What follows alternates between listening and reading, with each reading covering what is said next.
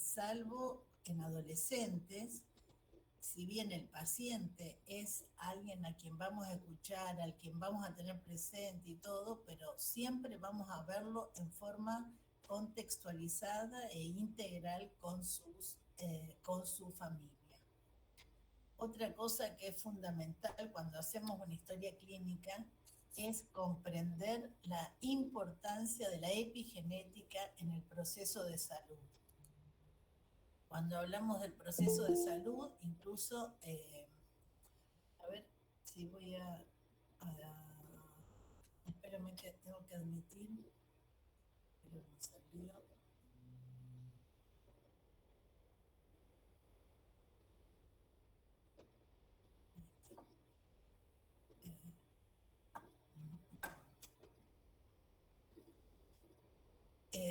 En relación a la epigenética, sabemos que no solo es la influencia desde el momento que nace, sino todo lo que está alrededor de los 9 meses, es decir, desde la concepción y todo lo que rodea el medio social, la influencia del ambiente, de la familia, no solo los genes de padres a hijos, sino de abuelos, padres e hijos.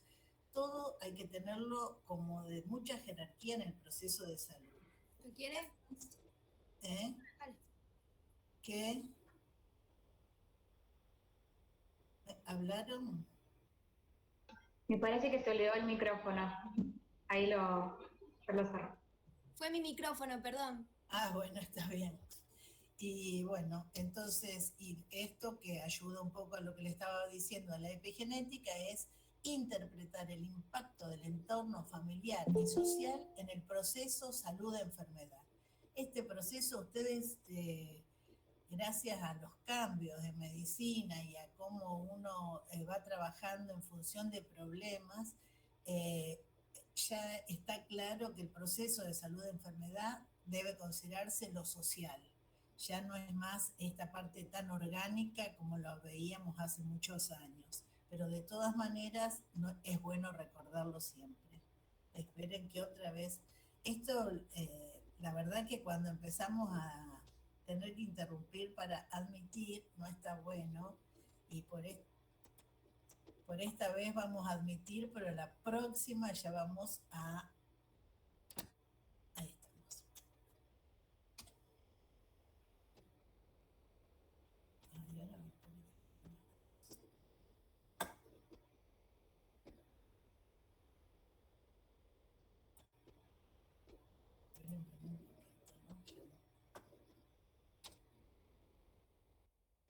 Con respecto a la historia clínica, la Organización Mundial de la Salud privilegia la relación médico-paciente, destaca el rol comunicativo del médico en su tarea asistencial. Es fundamental la comunicación, es el elemento clave en la relación médico-paciente y es el encuentro, se consigna y formaliza ese encuentro entre el médico y el paciente, lo vamos a plasmar en la historia clínica. No solo en el nexo que hacemos con el paciente, sino como un instrumento que nos va a servir como instrumento jurídico, como instrumento académico y como instrumento ético.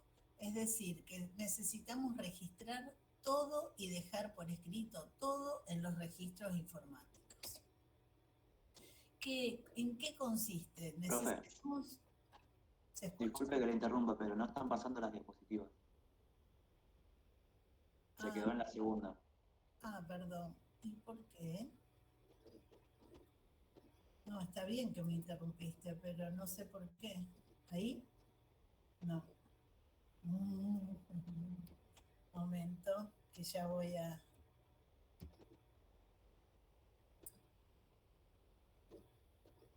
No sé qué puede haber pasado.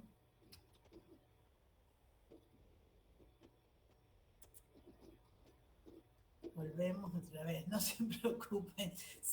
No empiezo otra vez, pero no sé por qué hice.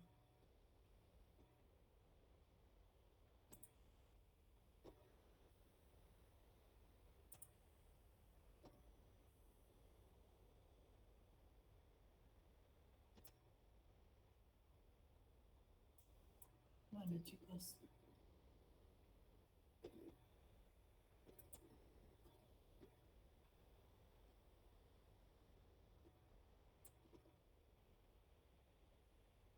Ahí estamos. Sí, profe. Bueno, Ahí se ve. listo, perfecto. Ahí van pasando, se ve bien. Bueno, ¿qué pasa? Cada encuentro médico-paciente, ¿en qué consiste? Desde el inicio de la historia clínica hasta el cierre, lo que necesitamos es conectar con ese paciente. En un primer momento de la historia clínica es fundamental identificar y comprender los problemas que los lleva a encontrarse con nosotros, con un médico. Y después de identificar y comprender los problemas, tenemos que acordar.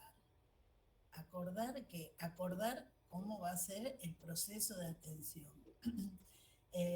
Los médicos, si bien tenemos en los conceptos, tenemos, digamos, los conocimientos médicos, el que más conoce de él es el paciente. Entonces, fundamental es escuchar. Debemos acostumbrarnos a escuchar más que hablar.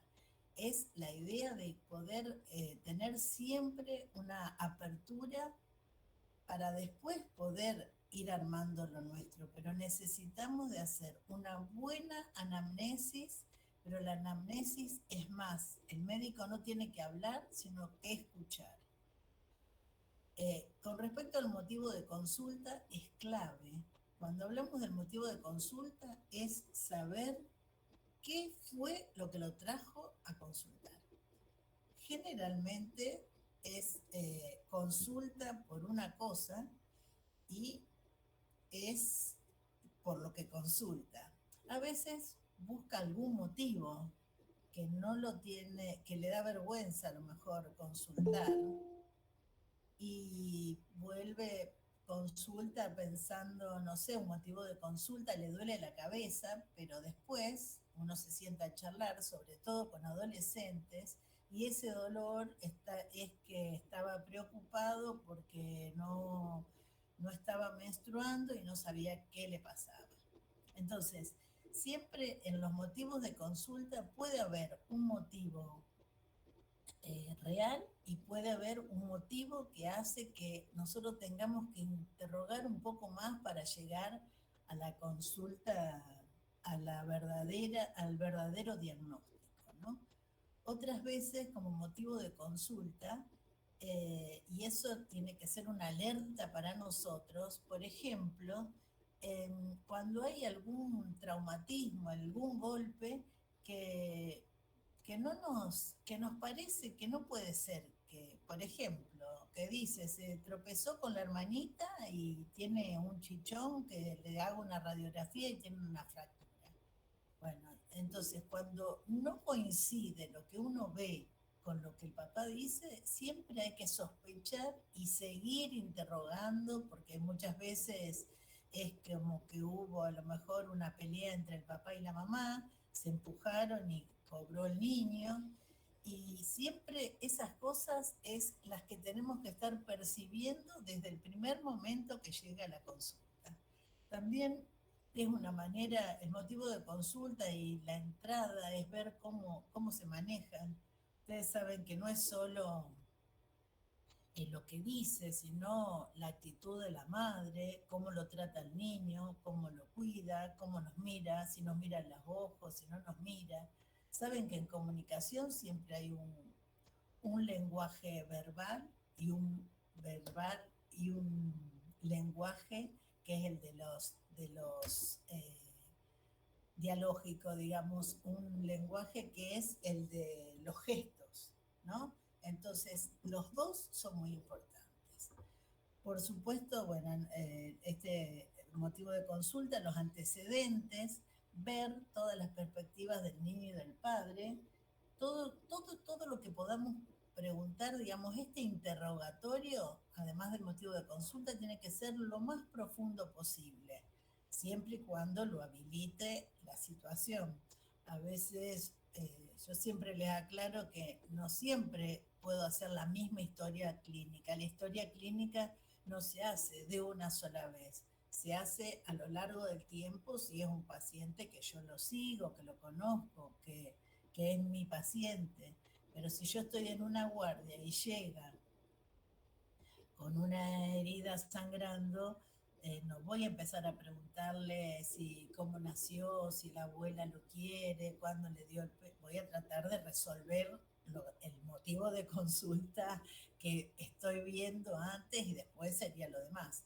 Pero siempre tener en cuenta que en algún momento del armado de la historia clínica yo voy a llegar a todos estos antecedentes que necesito, que son esto más la exploración física y la revisión de órganos y sistemas. Esto con un buen interrogatorio y con un buen examen físico voy a lograr identificar y comprender los problemas por los cuales este chico está acá. Como les decía ayer Silvia, es fundamental que ustedes empiecen a repasar semiología, a repasar todo lo que han visto, porque ahora que empezamos con las clínicas, bueno, Ivonne, que ya me escuchó el año pasado, siempre digo lo mismo, necesitamos que toda la ciencia que tenemos de órganos, de riñón, de esto, de aquello, que la metamos adentro un paciente que tiene otras vivencias, que cada uno vive en un mundo social diferente y que tenemos que integrar todo. Entonces, es fundamental para poder identificar los problemas, primero conocer todo lo que es normal. Yo no puedo empezar a diagnosticar patologías si no conozco lo normal. Esto, bueno, por estas circunstancias de la vida, por supuesto, la historia clínica, de a partir de ahora que me escuchan, todas las clases van a hablar algo de historia clínica y van a hacer una historia clínica. Pero es fundamental que conozcan lo normal para poder llegar después a comprender y a poder tratar lo patológico. Y una vez que llegamos a esa identificación de problemas, vamos a poder pensar en un diagnóstico y acordar con los padres, explicar las decisiones a tomar. Uno puede tomar una decisión, pero esa decisión no es ni paternalista, que como médico tomo la decisión, ni es de tanta autonomía del paciente y su familia que lo dejo que decida por él. Entre médico y paciente y familia vamos a tomar la decisión de cuál es el tratamiento adecuado y cuál es el plan de acción a seguir. Todo esto arma la entrevista médico-paciente y es lo que tenemos que pensar siempre, que es conectar con el paciente y su familia. Y bueno, ¿y qué espera el paciente cuando de un médico? ¿Solo que le demos un tratamiento? No, muchas veces necesita que lo comprendamos, que tengamos compasión, porque a veces están muy complicados de cosas, y compasión no es decirle qué lástima que me da, no, es pasión con él, ponerle toda la pila para junto con el paciente poder trabajar para resolver su problema.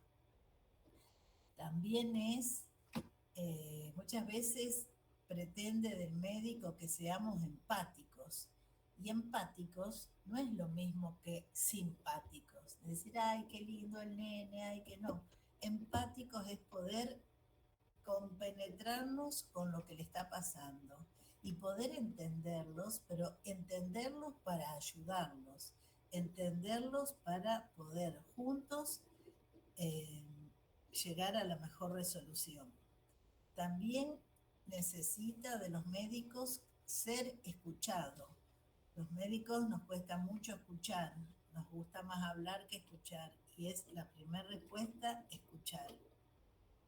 Que podamos entender lo que le está pasando y, por supuesto, dejar que el paciente participe también en el modo de llegar al tratamiento.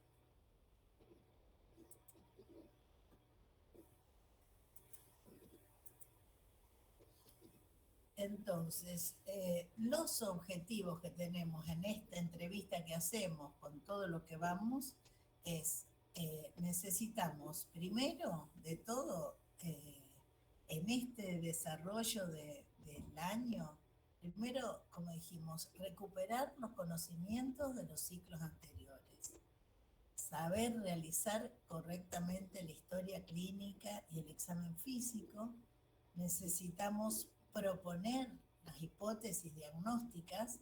Todos los problemas necesitan la propuesta de hipótesis diagnósticas. ¿Por qué? Porque a partir de esas hipótesis diagnósticas, nosotros vamos a elegir e interpretar qué exámenes complementarios vamos a pedir y para qué nos sirven. Y por otro lado, jerarquizar hechos y contextos del niño. Además, necesitamos en cada historia clínica, en cada entrevista, aplicar estrategias de comunicación y sobre todas las cosas, a lo largo del aprendizaje de la pediatría, trabajar en interdisciplina.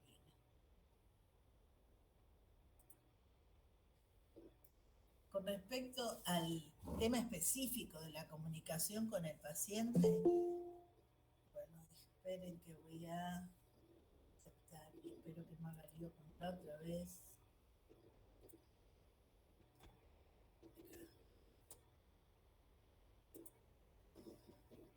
En el tema específico de la comunicación necesitamos hablar con el niño, no solo de él o de ella con la madre, sino con el chico. Y considerar siempre cuando uno va a estar, cuando empieza a armar la historia clínica, en un ambiente privado. Yo no puedo estar hablando con los papás en un pasillo, no puedo estar preguntándole cosas a veces muy privadas en un lugar donde está la enfermera, cruza otro colega, vienen. Tenemos que tener en la cabeza fundamentalmente el tema del respeto por la privacidad. O incluso cuando necesitamos hablar con el chico, preguntarle a él qué prefiere, si prefiere estar solo, esto por supuesto en los chicos más grandes, y esto habla de que, cuando digo los chicos más grandes, sabemos que los niños tienen una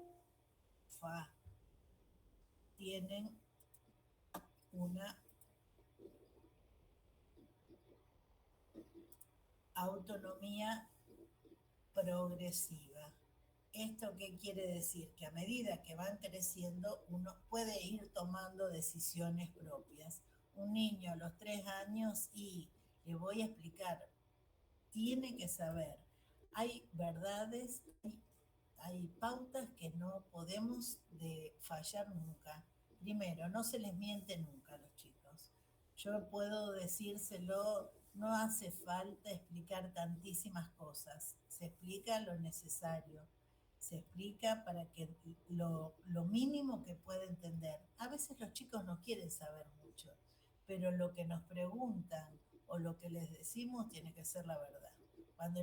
Cuando en el hospital, por ejemplo, si un niño tiene programada una cirugía, vamos a suponer una cirugía de una hernia inguinal, que es una hernia que ustedes saben, los que ya cursaron cirugía, que hernia diagnosticada, hernia operada.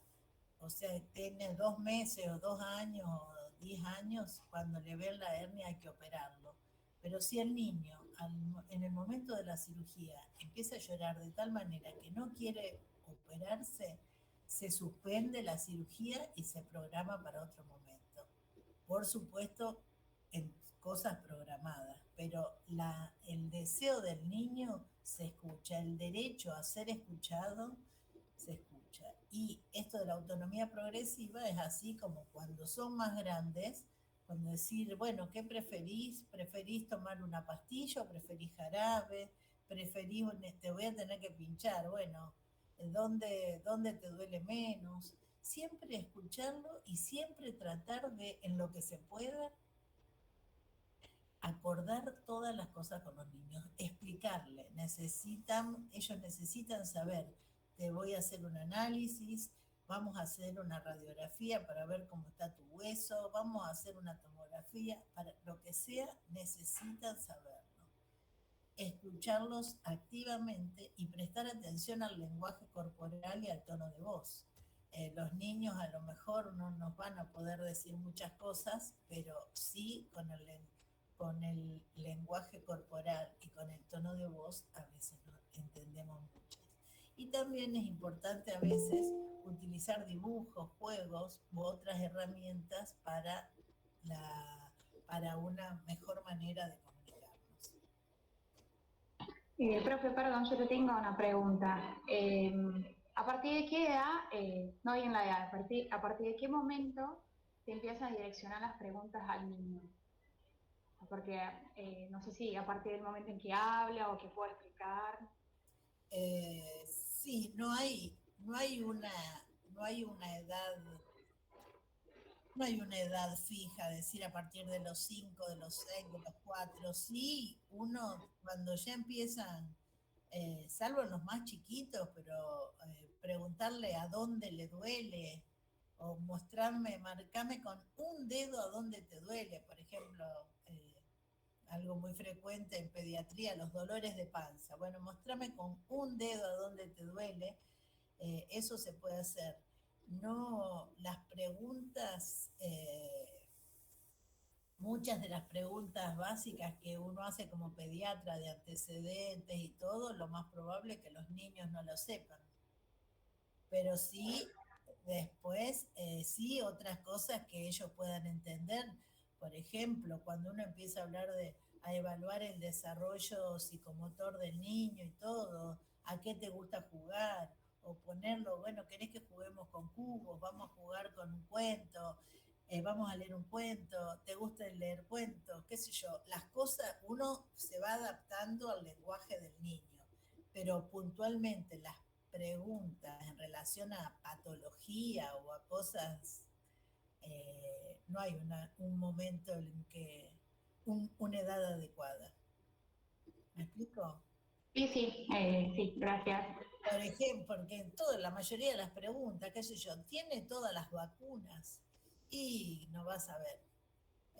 No es que no lo hagamos participar, pero él lo podemos hacer participar de otra manera, incluyéndolo, preguntándole cosas que uno piense que puede ya contestar con la edad. Pero puntualmente, sobre todo en lo que más se evalúa y que los chicos pueden desde más chicos manifestarlo, por ejemplo, el dolor. Hay distintas escalas para ver el dolor en los chicos y entonces, por ejemplo, hay uno que es con caritas, ¿no? Con carita más, ya lo van a ver ustedes después, con carita un poco triste, muy triste, sonriente, muy sonriente. Entonces, ¿cómo estás con este dolor? ¿Cuál sería la carita que te gusta? Pumba. Entonces, bueno, ahí puede marcar la cara triste, la cara de muy triste o de cara sonriente. O en los más grandes, para evaluar el dolor es con números, como ya van a la escuela y todo, saben, bueno, del 1 al 10, ¿cuánto es tu dolor? Si 1 es poquísimo dolor y 10 es muchísimo. Bueno, esas cosas se pueden ir evaluando. Y después el resto de preguntas a contestar, se va viendo según el desarrollo del niño. Claro, gracias. Bueno, sigamos. Esto relaciona, entonces, fundamental la comunicación. Después vamos al final, cuando termine el Power, leemos unas cositas de casos de respuestas para los niños y cosas para aclarar más. En relación al instrumento, al documento, historia clínica, debemos saber que tiene que ser los principios que sujetan la historia clínica. Estos están en la ley de derechos del paciente. Hay una parte que es de historia clínica y que aclara que la historia clínica debe tener integridad, unicidad inviolabilidad y confidencialidad. ¿Qué es esto? Bueno, con respecto a la integridad, es que en la historia clínica tiene que estar todo, absolutamente todo escrito.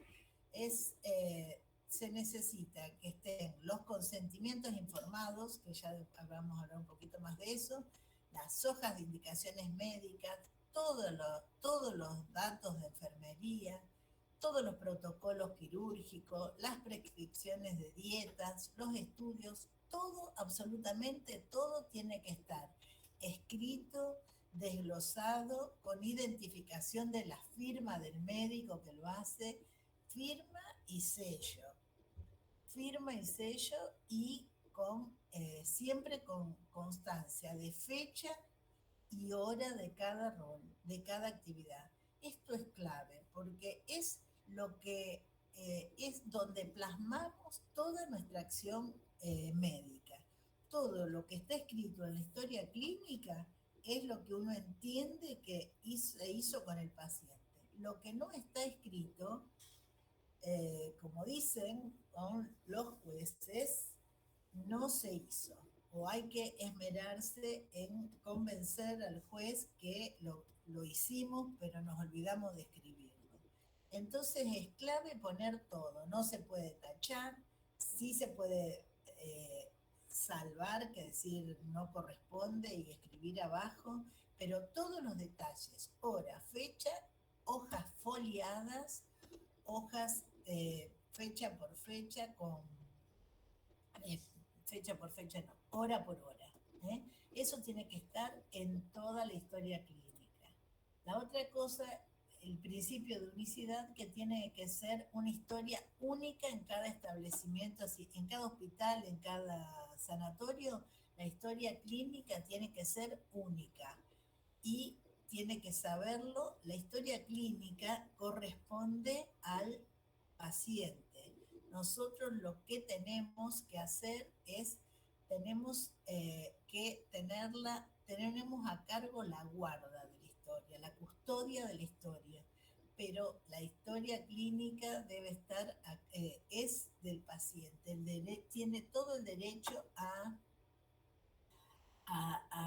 que le demos fotocopia de la historia clínica en el momento que así lo desee. Entonces, por ejemplo, ahora que hay muchas, que se empieza con todo lo digital, tienen que cumplir con todas las normas para que esa historia clínica no sea inviolable, ¿no? Es decir, que no puedan corregirse, que no se puedan modificar datos, que no se transgiversen datos. Y la otra cosa que tiene que tener es el principio de confidencialidad. ¿Está todo bien? ¿Se escucha? Sí, profe, Sí, se sí, escucha. se escucha. Bien. Bueno, el principio de confidencialidad. Sabemos que una historia clínica debe ser inviolable, es imposible que tenemos que ser muy respetuosos de la historia clínica, incluso ustedes cuando van al hospital. A veces con la idea de, bueno, después lo veo, qué sé yo, sacamos fotos de la historia clínica. Y esa historia clínica, en cuanto sacamos una foto, ustedes lo saben, lo que se sube a internet se sube al mundo. Eso no se hace. Entonces tratamos de ser muy cuidadosos con las historias clínicas, porque ustedes piensen que en esa historia dejamos muchos datos que son totalmente confidentes de esa familia. Entonces, bueno, la historia clínica ya sabemos que tienen todas las hojas, que no lo voy a volver a decir. Esta es la historia del hospital que se necesita,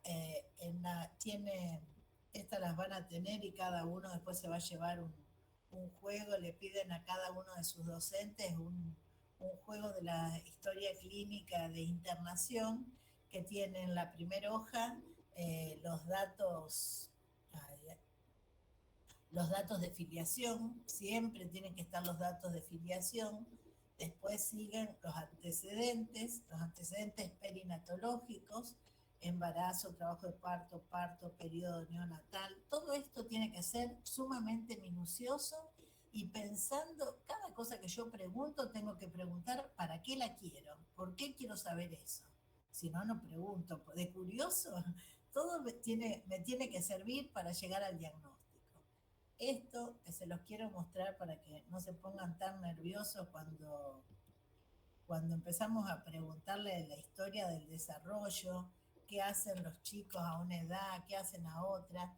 En las historias clínicas muchas veces tenemos lo que es normal. Esta figura en gris más oscuro figura, bueno, a partir de cuándo se sonríen los chicos, a partir de cuándo sostienen la cabeza, a partir de cuándo se paran, a partir, todo el desarrollo, la historia del desarrollo, las pautas que cada uno va adquiriendo, es muy importante saber lo normal justamente para poder después darnos cuenta si alguien no está creciendo de la manera que debería crecer.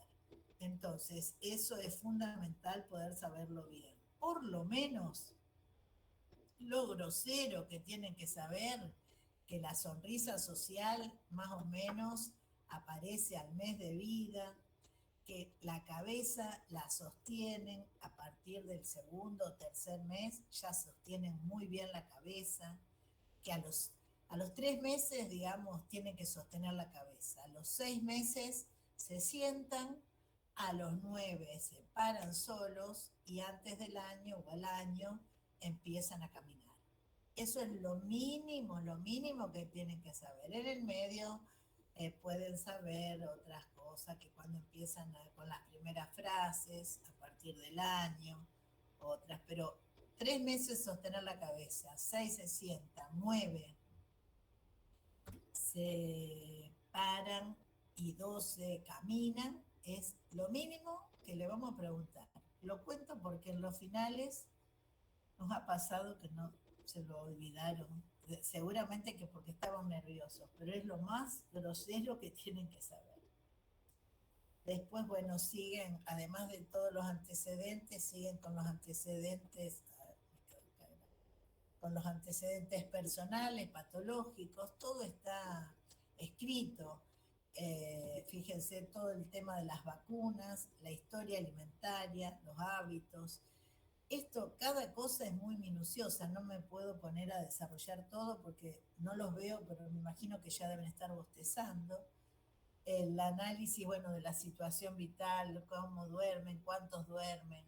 Les vuelvo a insistir, esto lo tienen que ir haciendo progresivamente y de acuerdo a lo que necesitan. Si alguien llega preocupado por su hijo y todo, yo no le puedo preguntar al instante todas las cosas, si el padre fuma, si la madre tuvo aborto, si... No, tengo que ir de a poco, despacio y creando vínculo y confianza para que esa familia y ese familiar a cargo del paciente me pueda poder contar todo lo que más pueda.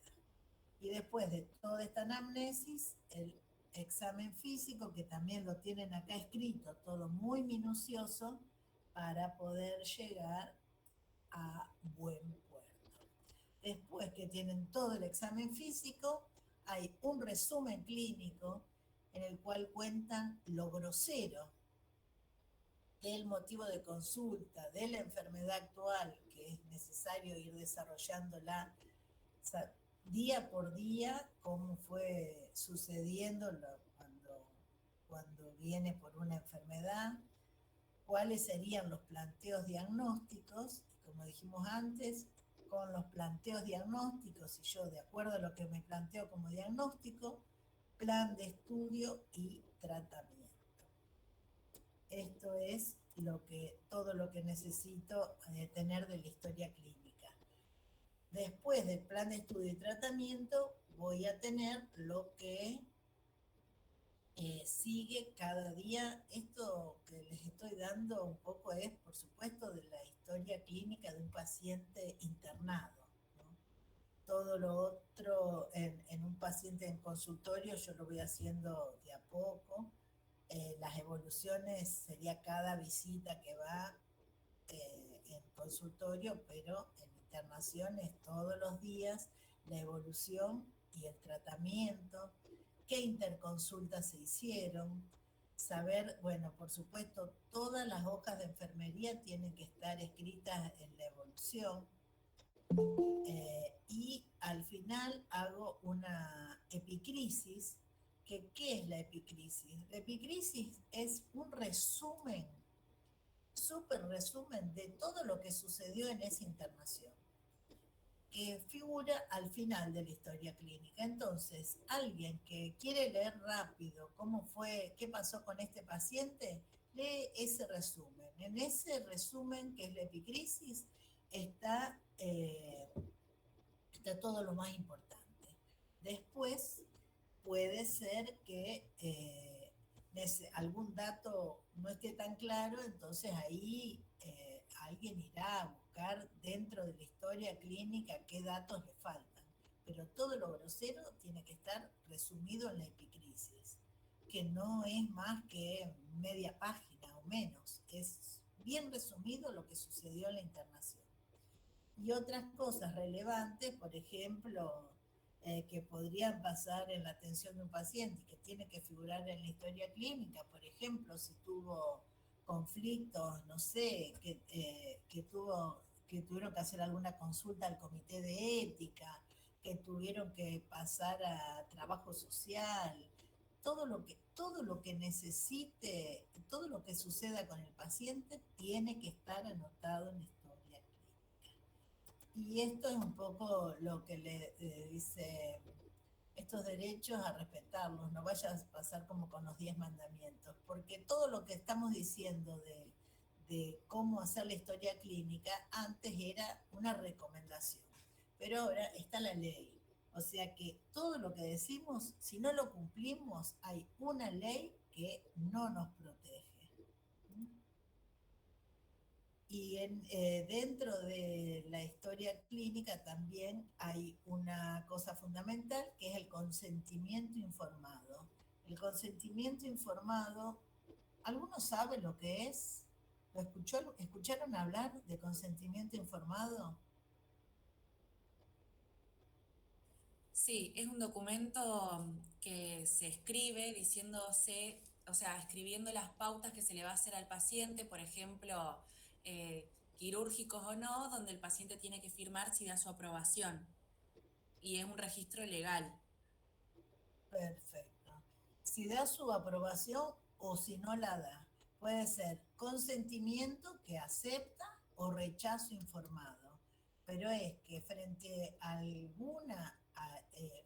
a cualquier patología, esto que uno habla con el paciente, le explica lo que le va a hacer, acá está, le explica su estado de salud, el procedimiento, qué, qué cosas espera, qué beneficios espera de ese tratamiento, qué riesgos puede tener. Le explica todos los pros y los contras de lo que le vamos a hacer, y si él acepta y está de acuerdo, lo firma, que es el consentimiento. Pero para que quede aclarado que el médico le explicó todo lo que tiene que hacer. Muchas veces este consentimiento es verbal. A veces en consultorio, en una guardia, lo mandamos, le explicamos, tratamos de explicarle, pero está de acuerdo el paciente, va y compra el medicamento, lo tomará o no, pero no tenemos nada escrito. Ahora, hay lugares, hay momentos en los que ese consentimiento tiene que figurar, tiene que ser escrito. Cuando hay una internación, cuando hay una intervención quirúrgica, cuando tengo procedimientos diagnósticos y terapéuticos invasivos, esto está dentro de la ley, ¿no? Cuando procedimientos que impliquen riesgos, según lo determine, bueno, la reglamentación de la presente ley, y también en estos casos tiene que estar por escrito. Y también tengo que tener consentimiento cuando yo voy a mostrar a un paciente exposición con fines académicos.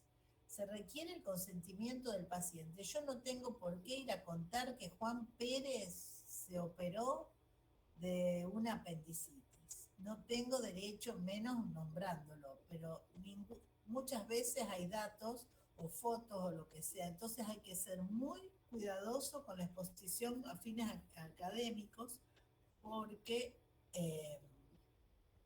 digamos, estamos violando la ley. Ahora, para que este consentimiento sea realmente cumpla con el rol que tiene que cumplir, que es proteger al paciente, yo tengo que explicarle todo al paciente. Tengo que explicarle los beneficios y los riesgos. Y también puedo sugerir o recomendar lo que para el médico es lo mejor, confiando en que el médico va a pensar en lo mejor para el paciente. Entonces, después de haber tenido todo eso, recién ahí el paciente puede firmar. Si yo no le explico y lo hago con el fin de que, no sé, entre a participar de un estudio, no le explico porque lo quiero convencer que se haga un estudio con un aparatito que yo compré y que tengo que aprender a usar y voy a usarlo con los pacientes, todas esas cosas no están bien. Entonces, en la medida que yo explico riesgos, beneficios y también recomendar qué es lo mejor, esa es la manera del consentimiento informado. Cuando no necesita firmar el consentimiento informado, por ejemplo, cuando hay un grave peligro para la salud pública. Por ejemplo, pacientes con patologías, con enfermedades venéreas, que no le quieren comentar a su pareja, o que nosotros lo sabemos porque el niño viene con una luez congénita. Esto, yo no tengo que obligarlo a firmar el consentimiento, no tengo que exigirle, pero sí lo tengo que convencer que él lo tiene que decir porque es necesario para cuidar la salud de los demás. En caso de que no lo sea, igual lo voy a tener que decir, pero si no, en la medida, no, por decir que si no lo quiere firmar, ahí tengo la excepción porque está en riesgo la salud pública. Si no, y otras cosas en las cuales no tengo obligación de consentimiento informado, en una emergencia con grave peligro para la salud o la vida del paciente. Si no puede dar el consentimiento por él o a través de algún representante legal, si tiene que entrar a cirugía, está en un traumatismo gravísimo, que está perdiendo sangre, no voy a estar esperando quién viene a firmar el consentimiento. En la urgencia ingresa también. En esos casos no tengo por qué estar esperando.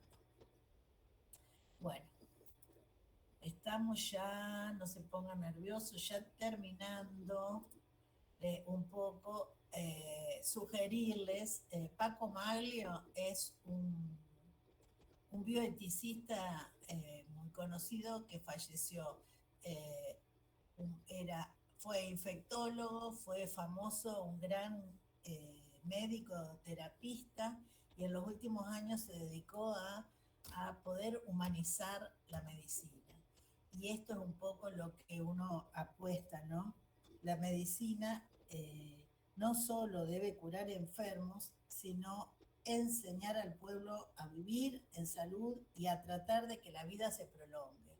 Nosotros tenemos que tratar no solo de curar enfermedades, sino de tratar de que pueda vivir cada uno, de tratar de sostener la salud el mayor tiempo posible. Y entonces él planteaba que en biología decimos interrogar, pero en realidad tendremos que, más que de biología, tendríamos que hablar de biografía de los pacientes y hablar de que en lugar de interrogar es escuchar, como yo les decía, en lugar de anamnesis, escuchar la narrativa de los pacientes. Siempre en cuanto más preguntas abiertas hagamos, más posibilidades de datos vamos a tener. y como médicos no pensar en el beneficio, que creemos que el beneficio que le hacemos, sino pensar cuál es en la autonomía del paciente, qué es lo que el paciente cree que es lo mejor. Muchas veces lo que es mejor para nosotros no lo es para él. Entonces siempre tratar de escuchar eso. En resumen, decía estar no al lado del paciente, sino del lado del paciente, defendiendo al paciente, ocupándonos del paciente y protegiendo al paciente. Esto es un poco un cambio de posición, ¿no?, en los equipos de salud, pero necesitamos volver a una medicina un poco más humana. Y les dejo acá, no se los voy a leer porque total todos así vuelven a ver el power y van a leer un artículo del doctor Gian Antonio, es un maestro de la pediatría. Estoy hablando todo, parece que son ya fallecidos, pero son los que han marcado un hito en la historia de la pediatría. Gian Antonio descubrió, surgieron las residencias con él, era un médico con un valor humano increíble, y bueno, y escribió esto que es muy lindo, que se los dejo, tanto esto como esto son dos cosas muy pequeñas, pero que están para que las puedan leer ustedes después. Ya ahora los libero, dejo de compartir. ¿Están todos dormidos?